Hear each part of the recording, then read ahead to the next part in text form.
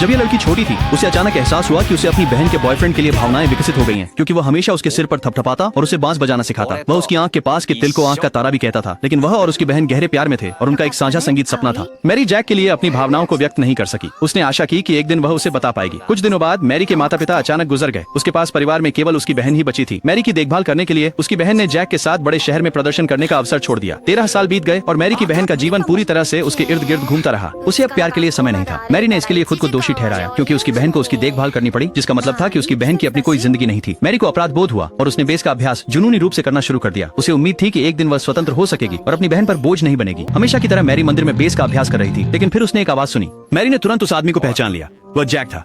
Mary हैरान थी, क्योंकि जैक बहुत पहले चला गया था और उसे नहीं पता था कि वह कब वापस आया। लेकिन जैक बिल्कुल नहीं बदला था। उसने मैरी को नहीं पहचाना।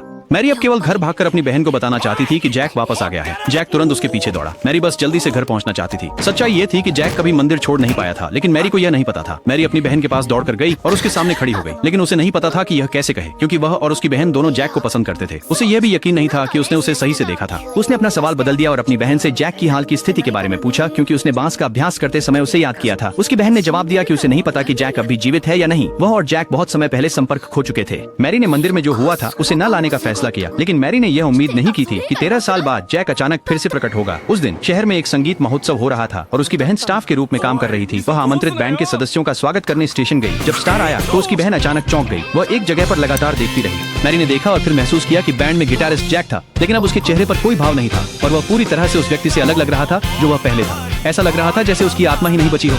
मैरी को समझ नहीं आया कि क्या हो रहा था। मंदिर में जैक कौन था?